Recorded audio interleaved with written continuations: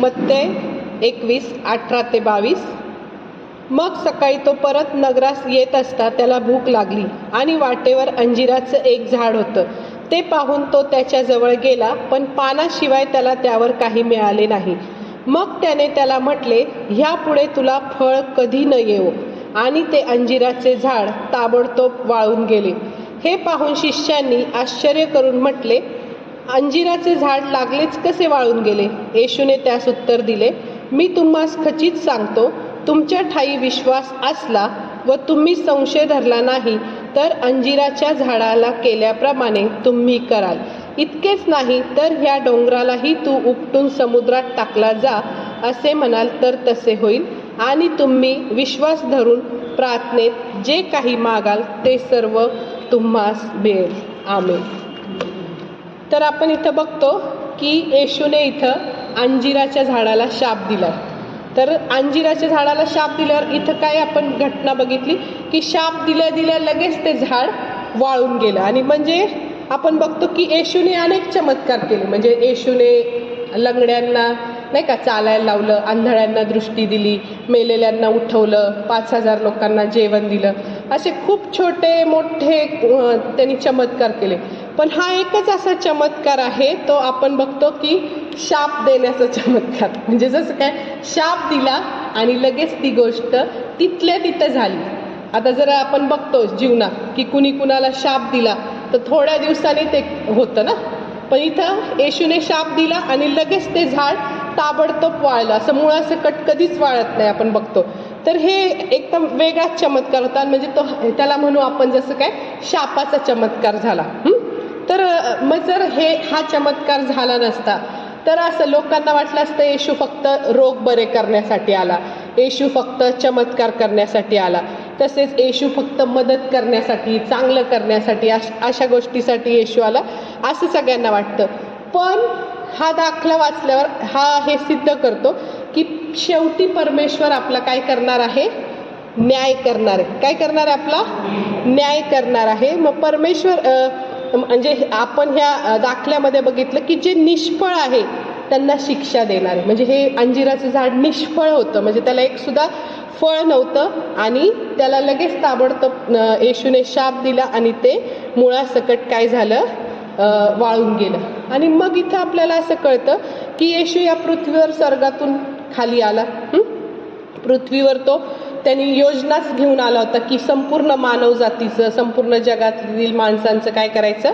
तारण करायचं. आणि म्हणून आपल्याला इथं तारण्यासाठी तारणारा म्हणून तो बनून आला. मग इथं त्याने कुठल्या मनुष्याला शाप दिलेला नाही की तू असं केलंस तुला शाप, आणि तो तिथं मरून गेला, असं नाही केलं देवाने इथं फक्त त्याचा जो उद्देश होता तो कंप्लीट केला. त्याने काय केलं की आपल्याला उदाहरण देण्यासाठी, आपल्याला समजण्यासाठी की जर फळ नसेल तर कशा प्रकारे तुमचं होऊ शकतं हे उदाहरण समजण्यासाठी त्यांनी काय केलं?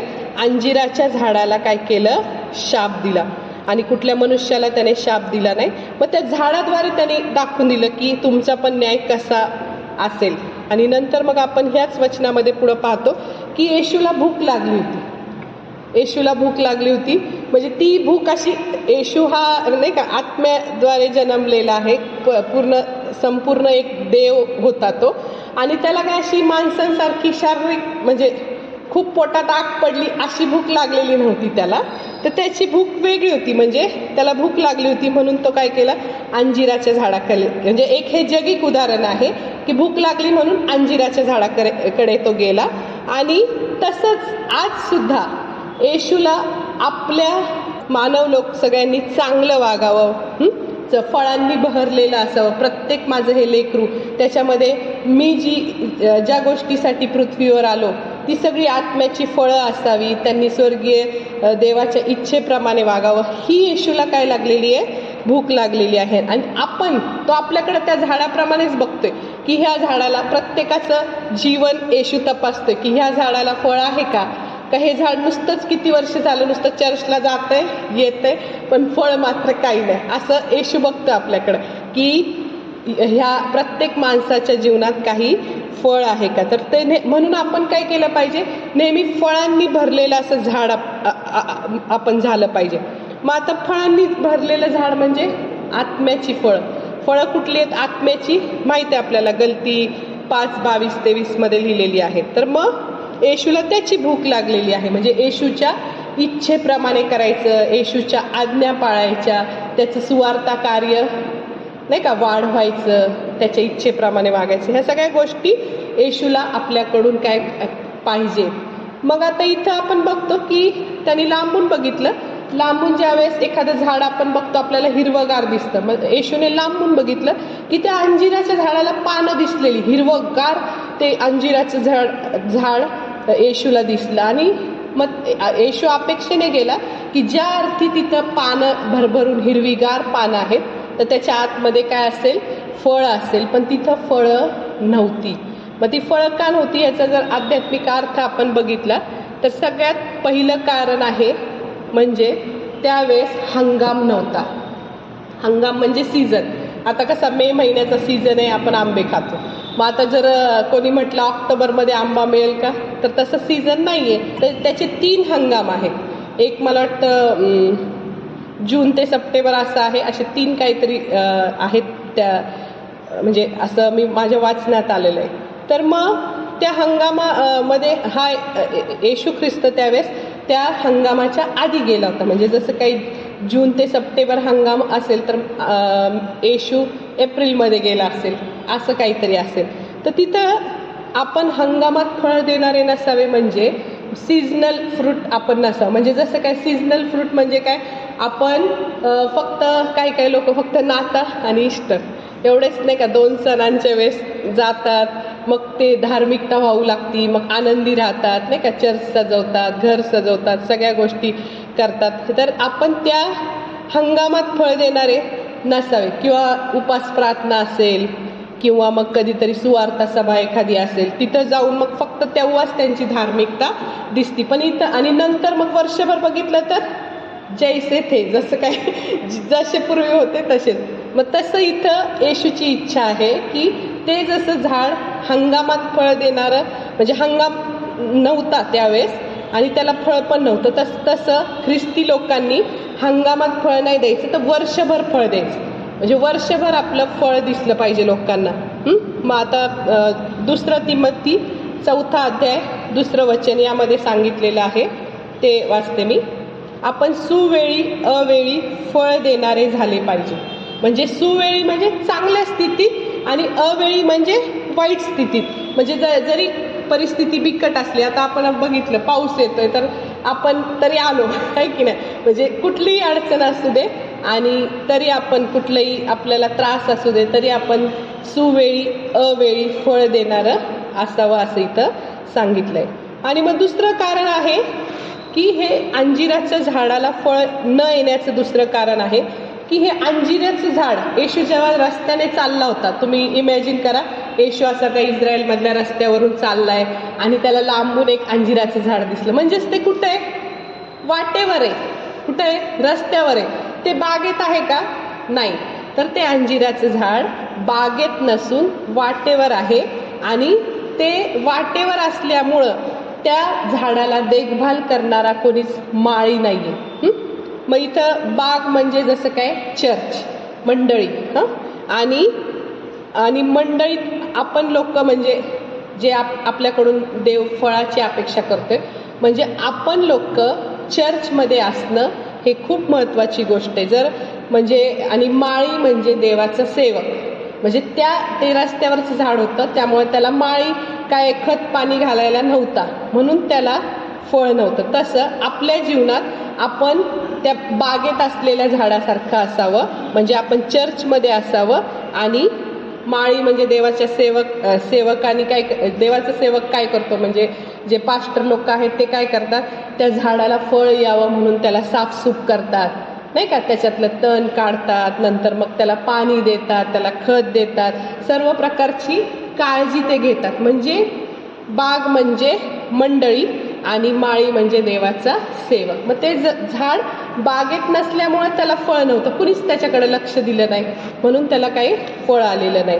आणि मग देवाचे सेवक काय करतात, त्या लोकांना म्हणजे मनुष्यांना काय करतात, योग्य आध्यात्मिक मानना देतात, नंतर मग त्यांच्यासाठी उपास प्रार्थना करतात, त्यांना येशूच्या रक्ताने झाकतात आणि त्यांच्यातील एखाद्या चर्च मेंबरमध्ये जर समजा चुकीच्या गोष्टी असतील तर त्यासाठी ते प्रार्थना करतात, त्याला समजावतात आणि त्याची नाही का कान उघडणी करून त्याला काय करतात, नीट ताळ्यावर आणण्यासाठी ते प्रयत्न करतात. म्हणजे अशा प्रकारे ते काय करतात, योग्य ती देखरेख त्या झाडाची करतात असं इथं.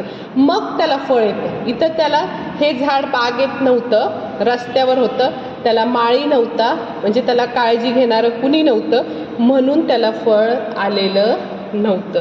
मग ह्याच्यावरून आपल्याला काय कळतं की प्रत्येक ख्रिस्ती व्यक्तीला बागेत असण्याची गरज आहे. बाग म्हणजे काय, चर्च, आणि माळी म्हणजे कोण, देवाचा सेवक. आणि मग आध्यात्मिक आशीर्वाद मिळण्यासाठी हे देवाचे सेवक काय करतात, जर आपण कुठं कमी असेल तर आपण त्यांना सहज विचारायचं की ह्या गोष्टी माझ्या जीवनात अशा आहेत, मी काय करू. मग ते आपल्याला योग्य देवाकडून आलेलं मार्गदर्शन करतात, काउन्सिलिंग करतात, आणि त्यामुळं मग आपल्या जीवनात जर कुठल्या चुका जरी असतील आपण त्या काय करतो, काढून टाकतो आणि नवीन नवीन गोष्टी देवाच्या इच्छेप्रमाणे आपण करायला सुरुवात करतो. मग नंतर आपण बघतो येशू तिथून जवळ जातो, आधी लांबून बघतो आणि जवळ जाऊन बघतो तर त्याला त्या झाडावर चांगलं बहरलेलं झाड हिरवगार दिसलं. पण काय त्याला दिसलं, पानांशिवाय काहीही दिसलं नाही. फक्त पानं होते. त्याने बघितलं, येशूला वाटलं एक तरी फळ असेल ना ह्या झाडाला, तर तिथं एक सुद्धा फळ आलेलं नव्हतं आणि फक्त हिरवीगार पानं, म्हणजे बाह्य दिखावा होता जसा काय. म्हणजे काही लोक आपण बघतो की त्यांच्या जीवनात आपल्याला लांबून बघितलं तर आपल्याला असं वाटतं की हे लोक खूप आत्मिक दिसत आहेत, खूप चांगले दिसायला, सुंदर आहेत, नंतर नाही का सगळं छान आकर्षक वेशभूषा, रंग, हे भाषा, योग्य ज्ञानाचा उपयोग करतात आणि आपल्याला असं वाटतं की खूप आध्यात्मिक असतील. पण ज्यावेळेस आपण त्यांच्या जवळ जातो आणि चुकीच्या गोष्टी ते करताना आपल्याला दिसतात, मग आपल्याला कळतं की आध्यात्मिक जीवन फक्त वरवर दाखवतात, पण आध्यात्मिक जीवन पोकळ आणि शून्य असं आपल्याला समजून येतं. मग हे अंजिराच्या झाडाप्रमाणे दिखावा करणारं नसावं आपण. म्हणजे नुसतं हिरवगार दिसतंय पण त्यात काय आहे का, फळ आहे का, नाही, नुसतं बाह्य रूप चांगलं दिसतंय. तर मग असे जे आहेत, म्हणजे त्यांना जसं काय ढोंगी म्हटल्यासारखं झाले, आणि अशा ख्रिस्ती व्यक्तींना परमेश्वर नंतर काय करतो, कधी ना कधी दूर करतो. आणि याच पुढं आपण बघतो की येशूने त्या झाडाला शाप दिला आणि शाप देऊन काय म्हटलं, इथून पुढं तुला कधीही फळ न येऊ, असा शाप दिला. म्हणजे येशू जवळजवळ चिडलाच ते फळ नाहीये हे बघून, आणि इथून पुढं अजून त्याला एक शाप दिला की इथून पुढं तुला कधीच फळ न येऊ.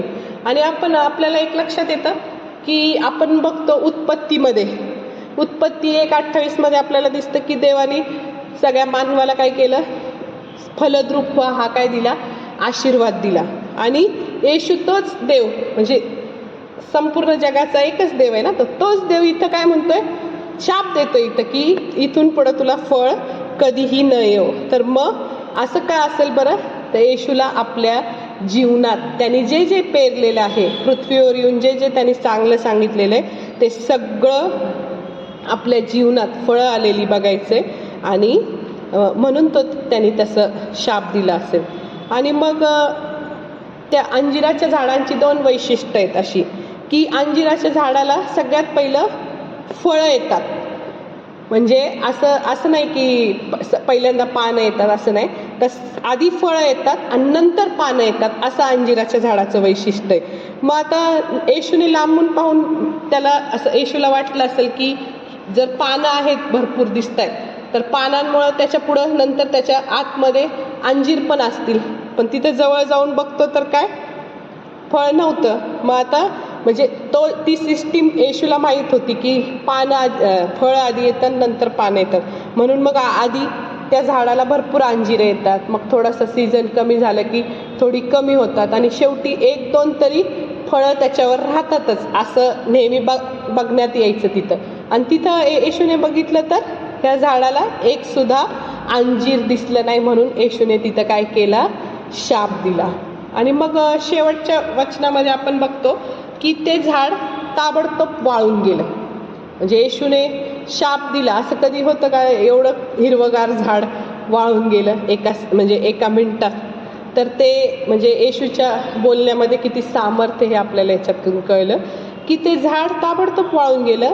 जर म्हणजे त्याच्यावरून आपण लक्षात घ्यायचं की आपण जर फळ दिलं नाही तर पुढील काळात देव न्याय पण करणार आहे. आपल्याला दरवेळेस नाही का गोड गोड संदेश सांगितले जातात, येशू दया करतो, प्रीती करतो, पण ते पण संदेश आपल्याला माहिती पाहिजे की तो भस्म करणारा अग्नी आहे आणि तो फळ नाही दिलं तर नाही का योहान पण त्यावेळेसच्या लोकांना म्हणायचा, अहो सापांच्या पिल्लांनो, तुम्ही जर योग्य फळ दिलं नाही तर पहा झाडाच्या मुळाशी कुऱ्हाड ठेवलेली आहे. म्हणजे असे अनेक गोष्टी पण आहेत की आपण चुकीचं वागलं तर आपला न्याय होणार आहे, आपण नरकात जाणार आहे. ह्याही गोष्टी आपल्याला समजल्या पाहिजेत. मग येशूने हा कडक जसा काही इशारा दिला, फक्त मानवाला एक उदाहरण दिले की जर तुमच्यात फळ नाही आलं तर तुमचंही असं होऊ शकतं. मग ह्या माध्यमातून म्हणजे आपण सावध झालं पाहिजे.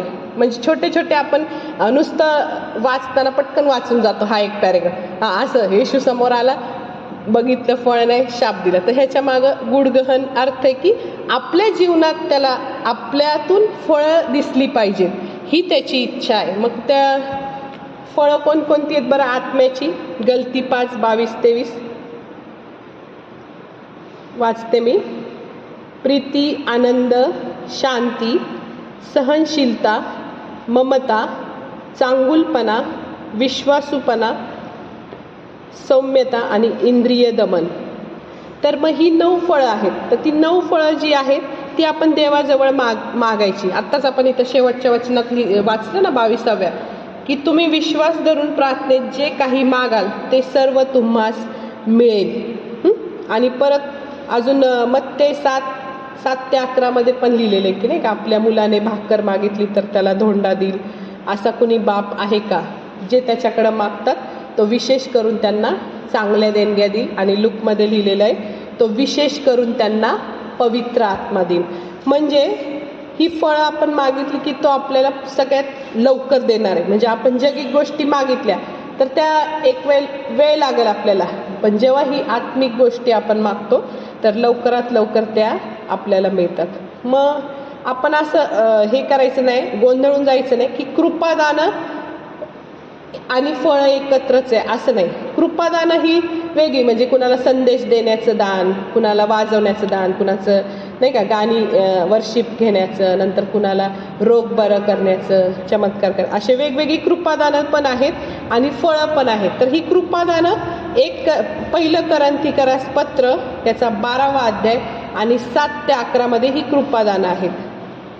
कोरिन्थीकरास पहिले पत्र 12वा अध्याय 7-11 मी वाचते. तथापि आत्म्याचे प्रगटीकरण सार्वजनिक हितासाठी एकेकाला होते, कारण एखाद्याला आत्म्याच्याद्वारे ज्ञानाचे वचन मिळते, एखाद्याला त्याच आत्म्याद्वारे विद्येचे वचन, एखाद्याला त्याच आत्म्यात विश्वास, एखाद्याला त्याच आत्म्यात निरोगी करण्याची कृपा दाने, एखाद्याला अद्भुत कार्य करण्याची शक्ती, एखाद्याला संदेश देण्याची शक्ती, एखाद्याला आत्मे ओळखण्याची शक्ती, एखाद्याला विशेष प्रकारच्या भाषा बोलण्याची शक्ती व एखाद्याला भाषांचा अर्थ सांगण्याची शक्ती मिळते. तरी ही सगळी कार्ये तोच एक आत्मा करतो, तो आपल्या इच्छेप्रमाणे एकेकाला ती वाटून देतो. तर ही कृपादाने वेगळी आणि आत्म्याची फळं गलती 5:22-23 आपण बघतो. तर ही कृपादाने देव देतो कुणाला वेगवेगळ्या गोष्टींची, कुणाला चमत्कार करण्याची, कुणाला संदेश देण्याची, कुणाला भाषा बोलण्याची, कुणाला त्या भाषांचा अर्थ सांगण्याची. पण आत्म्याची फळं मात्र सर्वच ख्रिस्ती लोकात सर्वदा दिसली पाहिजे. म्हणजे आपण ख्रिस्ती असून आपण भांडकुदळ नसलं पाहिजे की नाही का. आपण एकीकडं ख्रिस्ती नाव घेऊन चाललोय ख्रिस्ताचं, त्याचा कित्ता आपल्याला गिरवायचा आहे, आणि आपण कोण एक बोललं की त्याला 2 बोलून नाही का भांडणं तंटे करून जिथल्या तिथं असं असावं असं देवाची इच्छा नाही. मग ह्या आत्म्यांच्या फळांमध्ये म्हणजे येशूची अशी इच्छा आहे की ही आत्म्याची फळं जी आहे, जशी ती झाडावर फळ पाहिजे होतं येशूला, की झाडावर अंजिराचं फळ पाहिजे होतं तर ते त्याला मिळालं नाही, तसं आपल्या प्रत्येकामध्ये ही जी 9 फळं आहेत आत्म्याची, गलती 5:22-23 मधली, तर ती सगळ्यात पहिलं जे आहे ते म्हणजे प्रीती. मग प्रीती बद्दल आपल्याला मत्ते 22:37-40 वाचते मी. तो त्याला म्हणाला, तू आपला देव परमेश्वर ह्याच्यावर पूर्ण अंतकरणाने, पूर्ण जीवाने व पूर्ण मनाने प्रीती कर. हीच मोठी व पहिली आज्ञा आहे. हिच्यासारखी दुसरी ही आहे की तू आपल्या शेजाऱ्यावर स्वतःसारखीच प्रीती कर. या 2 आज्ञांवर सर्व नियमशास्त्र व संदेश त्यांचे ग्रंथ अवलंबून आहे. प्रीती म्हणजे त्यांनी 2 आज्ञा दिल्यात. एकदम एवढं मोठं बायबल पाठ करायची गरज नाही आपल्याला. ह्या 2 आज्ञांवर संपूर्ण बायबल, नियमशास्त्र बायबल आधारलेलं आहे. तर मग इथं सांगितलेलं आहे की तू आपला देव परमेश्वर याच्यावर पूर्ण अंतकरणाने, सर्वात जास्त जर कुठल्या गोष्टीला महत्त्व द्यायचं तर ते म्हणजे परमेश्वर. परमेश्वराला सगळ्यात पहिलं स्थान द्यायचं. अनेक स्त्रिया काय करतात, पहिलं मुलांना, नवऱ्याला, नाही का, असं वेगवेगळ्या प्रथम स्थानं ठरले. नोकरीला, कुणी करिअरला, कुणी अभ्यासाला, असे वेगवेगळ्या लोकांना प्राधान्य देतात. पण इथं असं सांगितलंय की सर्वात पहिली प्रीती आपली देवावर पाहिजे, सगळ्यात पहिली. मग काही होऊ दे, आपण देवाला जे आवडेल तेच करायचं. देवाची इच्छा नसेल त्या गोष्टी आपण करायच्या नाही. त्याच्या प्रेमाने म्हणजे आपण सगळ्यात पहिलं भरायचं. पूर्ण अंतकरणाने, पूर्ण जीवाने, पूर्ण बुद्धीने, पूर्ण शक्तीने सतत त्याचा विचार करून त्याच्या इच्छेप्रमाणे, त्याला येशूला काय आवडतं काय नाही त्याप्रमाणे जेव्हा आपण वागतो तेव्हा ती प्रीती आपण पूर्ण करतो असं लिहिलेलं आहे. नंतर दुसरं आहे त्याच्यातच, तू आपल्या शेजाऱ्यावर स्वतःसारखीच प्रीती कर. मग आता स्वतःसारखीच म्हणजे स्वतःवर जेवढी करतो त्याच्यासारखी, तर तसं नाही आहे इथं. त्याहून अधिक म्हणजे इथं येशूचं म्हणण्याचा अर्थ काय, स्वतःसारखी म्हणजे स्वतःसारखी नाही, स्वतःपेक्षा जास्त प्रीती करायची. म्हणजे समजा आता आपण एखादं एक्झाम्पल घेऊ. आपण समजा लग्नात गेलो आणि तिथं जेवण संपलं, आपल्याला कळलं आणि थोडंच राहिलं आणि आपण त्या टेबलाजवळ आहोत आणि एवढासा भात काय, बिर्याणी असेल काय, ती सगळी त्या माणसाने आपल्याला दिली. आणि आपल्या मागे एखादा गरीब व्यक्ती आहे किंवा एखादा म्हणजे ना एजेड आहे कोणतरी, नाही का, म्हातारी व्यक्ती आहे. तर आपण असा विचार करायचा नाही की मी कशाला मागं बघू कोण राहिलंय आणि कोण नाही. मी माझं सगळं घेऊन टाकते आणि मी काय 1000 रुपये दिले, मला काय परवा नाही कुणाची, कोण राहिलंय आणि कोण नाही. ती म्हणजे असं ज्यावेळेस आपण स्वार्थीपणाने वागतो त्यावेळेस म्हणजे मग आपण प्रीती करणारे आहोत का खरंच? नाही, आपल्यात प्रीती नाही. आपण जर आपल्यात जर देवाची प्रीती कार्य करत असेल, आपण जर शेजाऱ्यावर प्रीती करत असेल, तर आपण म्हणू की नाही, मला थोडंसं द्या 1-2 घास, बाकीचं सगळं ह्यांना देऊन टाका. कारण आपल्याला जो आपल्या समोर तो आपला शेजारी म्हणजे आपल्या घराच्या शेजारी राहणारा नाही, जो गरजवंत त्याला इथं शेजारी म्हटलंय बायबलमध्ये. मग जर आपल्यात आत्म्याची फळं असेल तर आपण असं वागू. म्हणजे आपण स्वतःला कमी घेऊ. म्हणजे इथं येशूचा सांगण्याचा अर्थ काय, आपण स्वतःपेक्षा इतरांवर जास्त प्रीती करायची.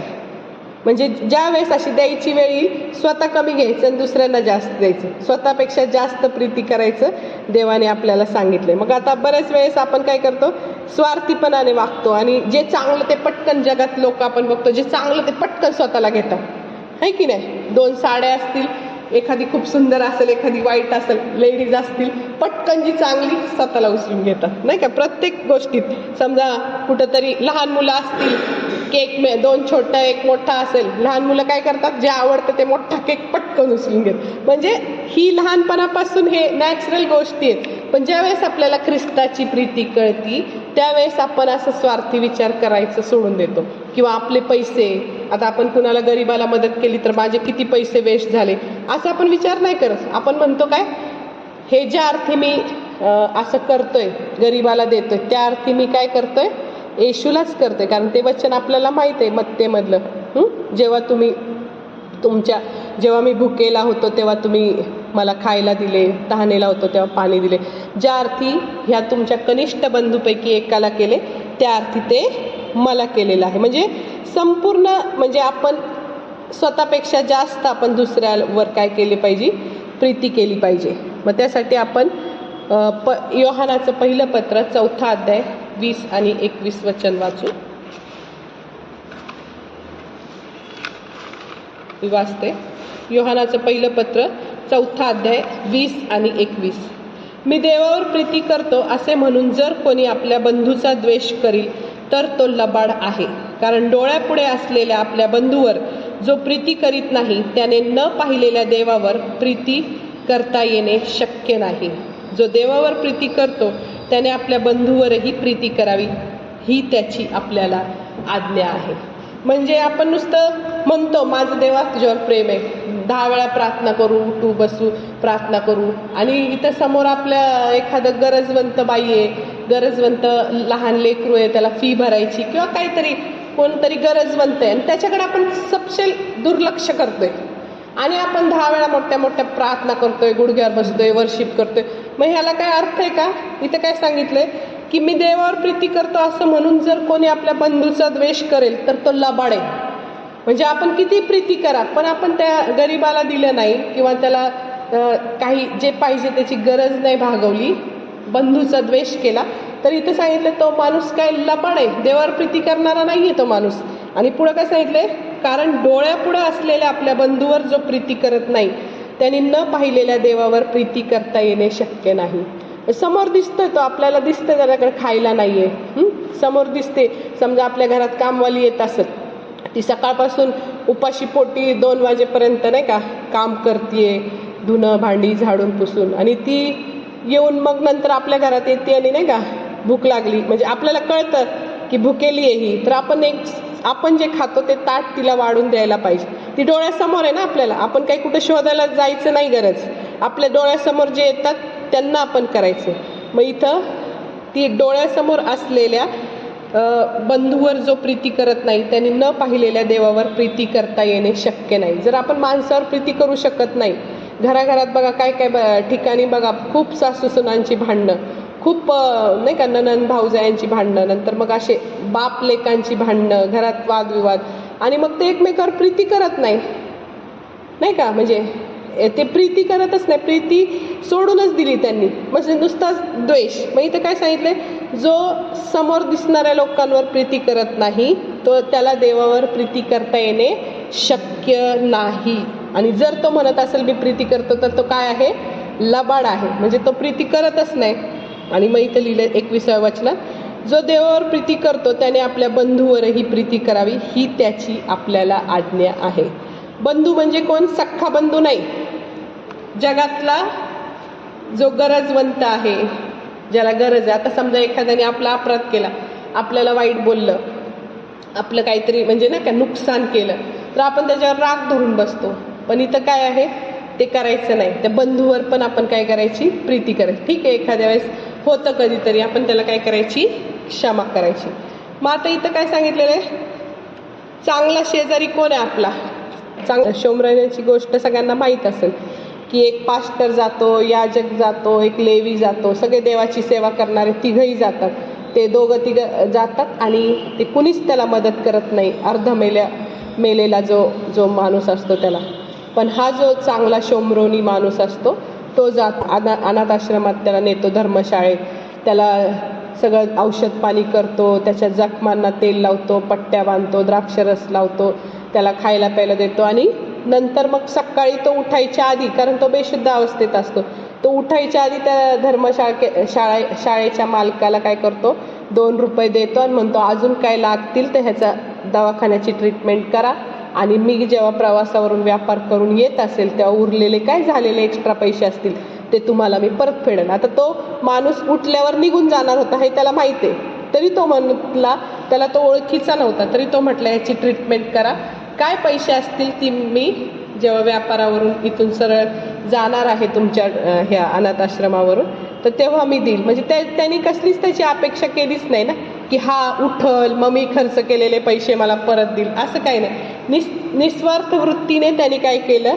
त्या चांगल्या शोमरोन्याने त्या अर्धमेला असलेल्या माणसाला काय केली? मदत केली. मग अशा प्रकारे येशूची इच्छा आहे की आपण प्रीतीमध्ये जगावं, नाही का. जिथं पवित्र आत्मा नाही तिथं प्रीती नसते. बघा तिथं कायम भांडणं असतात. म्हणून पौल म्हणतो की तुम्ही एकमेकांना फाडून खाता तर तुम्ही परस्परांच्या काय नाशाला कारणीभूत होतं. परस्परांची निंदा करता, भांडणं करता, एकमेकाचे पाय ओढता, तर मग तुम्ही काय. आणि येशूने असं पण सांगितले की आपसात फूट पडलेलं घर टिकत नाही. म्हणजे ज्या वेळेस मंडळीत पण जर फूट पडली, निंदा असेल तिथं, तर ते घर काय होत नाही, टिकत नाही. दुसरं काय आत्म्याचं फळ झालं तर शेवटचंच काय, आनंद. कुठलं आहे? आनंद. मग हा आनंद अशा गोष्टीवर अवलंबून आहे का? जेव्हा आपण आनंदी असतो तेव्हा आनंद, आणि जेव्हा एखादी गोष्ट वाईट होती तेव्हा आपण दुःखी व्हायचं असं असतं का? नाहीतर हा आपला आध्यात्मिक आनंद, पवित्र आत्म्याने दिलेला आनंद, येशूने दिलेला आनंद. मग तो चांगली परिस्थिती असो नाहीतर वाईट परिस्थिती असो, तो कायम आपल्यामध्ये तो काय राहायला पाहिजे, टिकून राहायला पाहिजे.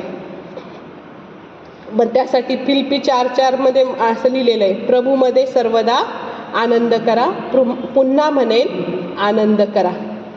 म्हणजे सतत तो आनंद आपण केला पाहिजे. पुढं तिसरं फळ आहे शांती. मग त्या शांतीमध्ये असं लिहिलेलं आहे की सगळ्यात पहिलं रोम 5:1 मधलं वचन मी वाचते, म्हणून आपण विश्वासाने नीतिमान ठरवलेले आहोत, म्हणून आपणाला आपल्या प्रभू येशू ख्रिस्ताच्या द्वारे देवाबरोबर शांती आहे. ही शांती आपल्याला कशाद्वारे मिळती? येशूवरील विश्वासाच्या द्वारे आपल्याला ही, ख्रिस्तावरील विश्वासाच्या द्वारे ही शांती आपल्याला मिळते. मग ज्यावेळेस आपल्याला देवाबरोबरची शांती मिळते तेव्हा आपण आपल्या बहीण भावांबरोबर शांतीने राहतो. ज्यावेळेस आपल्या मनात शांती देतो देव, तेव्हाच आपण शांत राहू शकतो. नाही तर मग आपण भांडण तंटे करत बसू सारखं. थोडं झालं की भांडणं, थोडं झालं काही ते बोलणं झालं की भांडणं. पण आपल्या मनात जर ख्रिस्ताने विश्वासाद्वारे शांती आली असेल तर आपण कधीही आपल्या भाऊ बहिणींबरोबर म्हणजे वादविवाद करणार नाही, भांडण तंटे करणार नाही. पुढचं आहे सहनशीलता. म्हणजे फक्त चांगल्या स्थितीत सहनशीलता दाखवायची नाही, तर प्रतिकूल परिस्थितीमध्ये पण आपल्याला काय करायची, सहनशीलता दाखवायची. म्हणजे सहनशीलता म्हणजे काय, आपल्या बंधूला समजून घ्यायचं. एखाद्या वेळेस आपलं बंधू किंवा बहीण चिडून एखादी गोष्ट करते, तिला रागावर कंट्रोल नाही होत, मग आपण तेच गोष्ट धरून, तिच्यावर राग धरून आपण आयुष्यभर बोलत नाही की तू मला तशी बोललेलीस, नाही का. म्हणून आपण तिच्याबरोबर नातं तोडून नाही द्यायचं. आपण समजून घ्यायचं की जाऊ दे, ती वेगळ्या परिस्थितीतून आली आणि काहीतरी झालं असेल प्रॉब्लेम म्हणून ते तसे असेल. तर मग आपण सहनशीलता दाखवायला सुरुवात करायची. आत्म्याची फळं आहे ती, देवाला पाहिजेत आपल्यामधून. प्रीती झाली, आनंद झाला, आता ही शांती झालं, आता ही काय, सहनशीलता. मग सर्व परिस्थितीत आपण आपल्या सर्व सहन करायचं आणि इतरांशी सहानुभूतीने वागायचं, आपल्या बहिणीला भावाला समजून घ्यायचं. हे आपल्याला म्हणजे बदला घ्यायचा नाही, सूड घ्यायचा नाही. ही देवाला आपल्याकडून काय आहे, हे फळ आपल्यात असावं असं देवाची इच्छा आहे. पुढं काय आहे, 5वं ममता. ममता म्हणजे दया, क्षमा, म्हणजे दयाशील असणं, क्षमाशील असणं. आणि मत्ते 18:21-22 मध्ये पेत्र येशूला विचारतो की प्रभूजी, माझ्या बंधूने किती वेळा माझा अपराध केल्यावर मी त्याला क्षमा करावी. मग येशू त्याला म्हणतो 7 वेळा नाही, 7च्या 70 वेळा तू क्षमा कर. म्हणजे आपण राग द्वेष धरून राहायचंच नाही. थोडासा असं आपण मनुष्य स्वभाव आहे, थोडासा येतो तात्पुरता राग, मग तोच धरून परत दुसऱ्या दिवशी त्याच हेतूने आपण राहायचं नाही की काल असं झालं होतं. ती गोष्ट त्या दिवसापुरती सोडून द्यायची. दुसऱ्या दिवशी जर तो व्यक्ती व्यवस्थित असेल तर आपण काय करायची, त्याला क्षमा करायची. मग चांगुलपण, त्याचं पुढचं फळ आहे चांगुलपण. चांगुलपण म्हणजे नेहमी सगळ्यांचं चांगलं करण्यासाठी संधी शोधायची.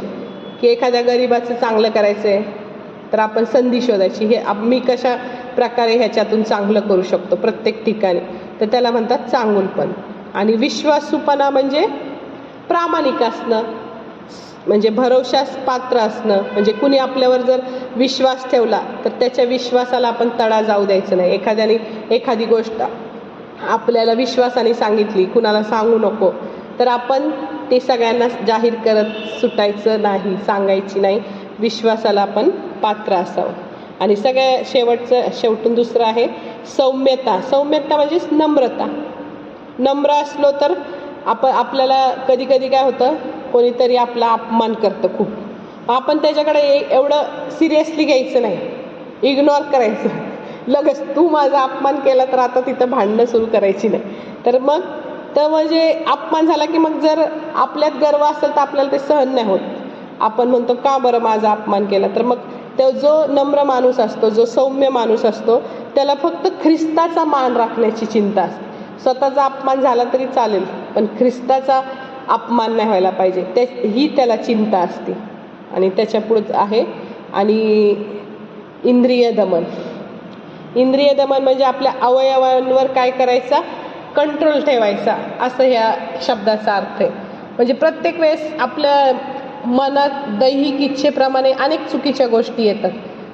कुणी आपल्याला शिव्या दिल्या तर आपल्याला उलट शिव्या द्याव्या असं वाटतं ना, पण तसं नाही आहे. येशूकडे जर आपण आलोय तर ह्या सगळ्या जुन्या गोष्टी आपण काय करायच्या, सोडायच्या. कुणी आपला अपमान केला तर आपण लगेच त्याला उलटं राग धरून शिव्या देऊन टाकायच्या नाही. कारण येशूने सांगितलेलं आहे की जो कोणी स्वतःला उंच करील तो नमविला जाईल आणि जो कोणी स्वतःला नमविल तो उंच केला जाईल. म्हणजे कधी ना कधी आपल्याला हे कळतं की आपल्याला देवाने उंचवले. आपल्याला नंतर थोड्या दिवसांनी कळतं की आपण नम्रतेने वागत राहतो. कधी कधी आपल्याला असं वाटतं की काय मी नम्रतेने वागते त्याचा सगळेजण गैरफायदा घेतात. म्हणजे कुणी मला काही बोलतंय आणि मी त्यांना काही रिटर्न उत्तर देत नाही, तर त्याच्यामुळं मला गृहीत धरतायत सगळे लोक, कुणीच मला किंमत देत नाही, असंही होतं कधी कधी. पण तसं नाही, थोड्या दिवसात आपल्याला देव उंचावतो. आता माझ्या जीवनात अनेक गोष्टी अशा झाल्या की नम्र ठेवलं स्वतःला, देवाने आपोआप उंचवलं. असं नाही की त्या काळात ते सहन होत नव्हतं नम्रपणा, नाही का. म्हणजे त्यावेळेस असं वाटायचं किती मला त्रास आहे, किती माझे हाल आहेत असं वाटायचं. पण थोड्याच दिवसात सगळंच गेलं, जिथं मी होते तिथं राहिले नाही, देवाने उंचावलं. आणि देव हे वचन माझ्या जीवनात पूर्ण केलं की जो कोणी स्वतःला उंच करील तो नमविला जाईल आणि जो कोणी स्वतःला नमविल तो उंच केला जाईल. म्हणजे आपोआप देव आपल्या तिथंच त्याच परिस्थितीत आपल्या सहनशक्तीच्या बाहेर कुठल्याही ठिकाणी आपल्याला राहू देत नाही. म्हणजे एखाद्या वेळेस नोकरीवर आपल्याला तसं काय असेल किंवा घरात असेल किंवा बाहेर समाजात असेल, कुठल्याही गोष्टीत आपला कुणी अपमान केला, शांत बसायचं, काही त्याला प्रत्युत्तर द्यायचं नाही. देवा तू बघून घे, तू माझा अपमान ह्यांनी केलाय पण तू बघ, मी नाही त्यांना काय बोलणार. तुझ्या देवाला सांगायचं ते, आणि देव बरोबर आपल्याला त्या थोड्या दिवसांनी असं दिसतं आपल्याला की ज्यांनी आपला अपमान केला तेच आपल्याकडे येतील. सिस्टर आमच्यासाठी प्रार्थना करा ना, नाही का सिस्टर. म्हणजे असं देव त्याच लोकांना आपल्या पुढे नम्र करून आपल्याकडे घेऊन येतो. अशी परिस्थिती देव करतो. म्हणून मग आपण जिथल्या तिथं तडकीफड निर्णय घेऊन सहनशीलता नाही का न दाखवता किंवा नाही का सौम्यता न दाखवता गर्विष्ठपणे वागायचं नाही. आपण जेवढं येशूने सांगितलेले जे सगळे तत्व आहेत त्याप्रमाणे चालायचं. आणि येशूने जर सांगितले की त्या शापित अशा अंजिराच्या झाडासारखं निष्फळ आपल्याला बनायचं आहे का, नाही तर आपल्याला भरपूर फळं असणारं आशीर्वादित असं जे अंजिराचं झाड आहे तसं आपल्याला बनायचं आहे. म्हणजे येशूची तशी इच्छा आहे. तर पवित्र आत्म्याने मला मार्गदर्शन केलं आणि देवाचं हे वचन तुमच्या पुढं आणायला मला सहाय्य शक्ती दिली, बुद्धी पुरवली आणि देव माझ्या मुखाद्वारे बोलला. म्हणून मी देवाच्या नावाला मान महिमा गौरव सन्मान देते आणि थँक्यू. God bless you.